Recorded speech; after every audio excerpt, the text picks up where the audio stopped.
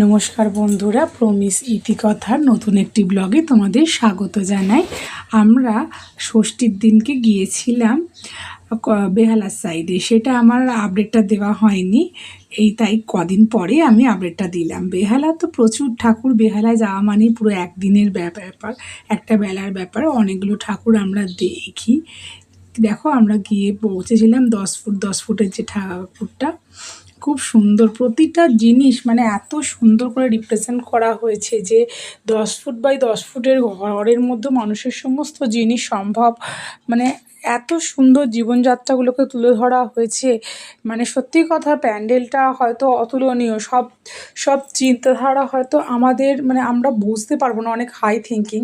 তবে আমার তো ওই প্যান্ডেলটা খুব ভালো লেগেছে, যতটা আমি বুঝতে পেরেছি। সম্পূর্ণ যে বুঝতে পেরেছি সেটা বলাটাও ভুল। আবার তো ওইখানে তো লাইন দিয়ে ঠাকুর, তারপরেই আমরা অপোজিট রাস্তা করে গিয়ে পৌঁছেছিলাম 14 নম্বরে। 14 নম্বরে তো অসম্ভব, এই ঠাকুরটা কত সুন্দর করেছে। 14 নম্বরেও তো লাইন দিয়ে 6টা পরপর বড় বড় ঠাকুর, সেগুলোও আমরা দেখেছি। একটার পর একটা ঠাকুর দেখছি। এটা যেমন বেহালা ফ্রেন্ডসের ঠাকুরটা, ওখানে নবান্ন থিম করেছিল।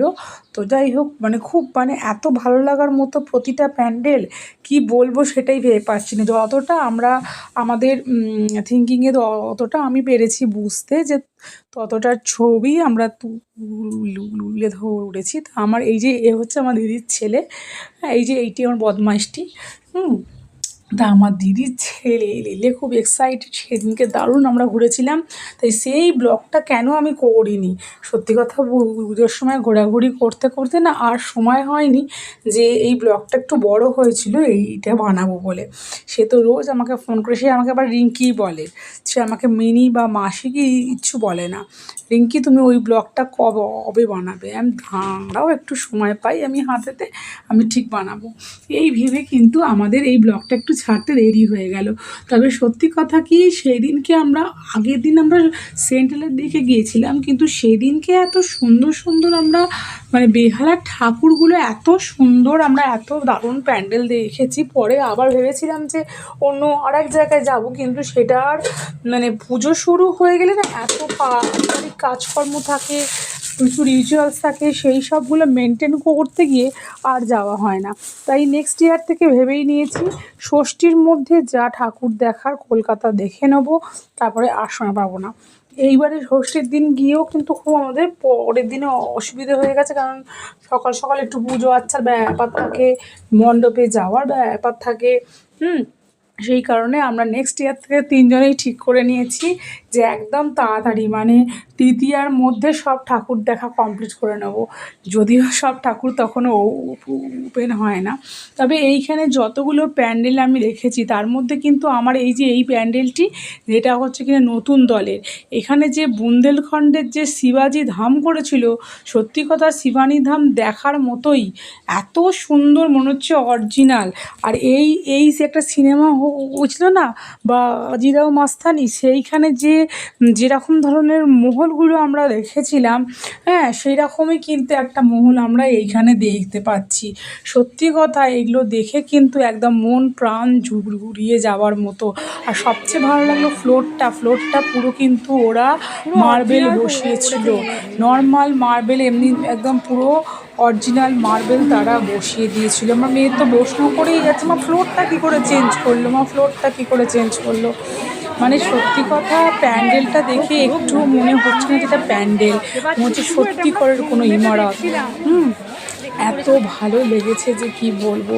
যতটা পেরেছি, ভিড় ছিল সেই দিনকেও সকালবেলা, কে বলবে যে ষষ্ঠীর দিন সকাল এত ভিড়, মানে চিন্তা করা যায় না। যে তার মধ্যেই আমরা চিন্তা ভাবনা করছিলাম তাহলে মানুষ কী করে রাত্রিবেলা আসে, রাত্রিবেলায় আসলে কি মানুষ এই এত সুন্দর ভিউটা মানে ফিল করতে পারে নাকি? ভিড়ের ঠেলায় দুমড়ে মুচড়ে যাওয়ার মতো অবস্থা। সত্যি কথা কি, রাত্রিবেলা আমরা বাচ্চা নিয়ে, যেহেতু আমি একা যাই, ওর বাবা সময় পায় না যাওয়ার জন্য।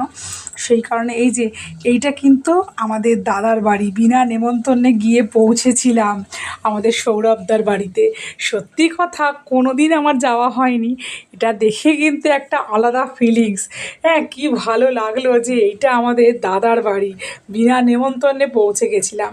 তারপরে এই যে বরিশা ক্লাব, এই ঠাকুরটা মানে এতটা সুন্দর হয়েছে কি বলবো।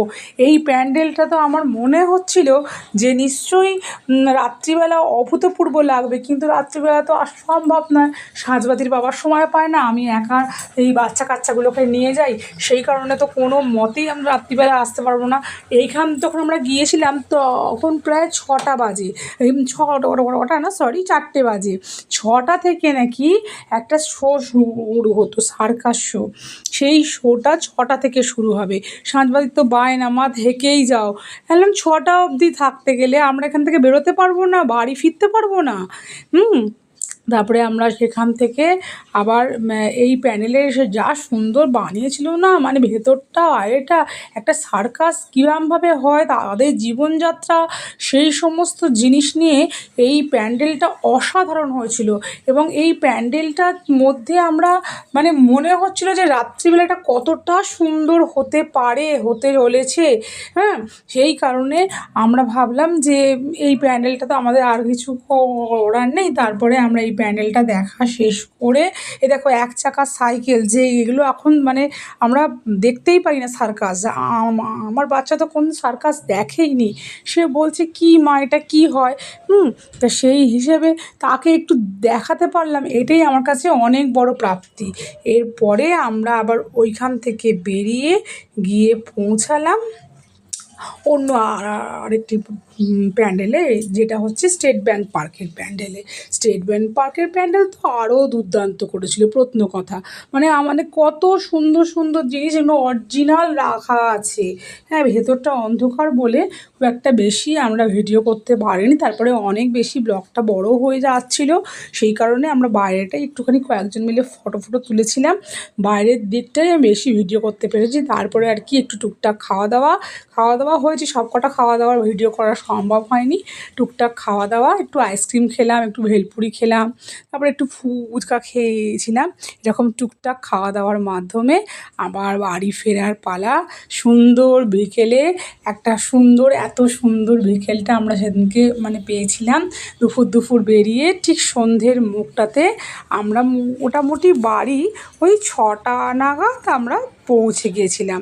তো দেখো এইখানের মনোরম পরিবেশটা একটুখানি তুলে ধরার চেষ্টা করেছি। খুব ভালো লেগেছে, খুব সুন্দর কেটেছে আমাদের ওই দিনটা।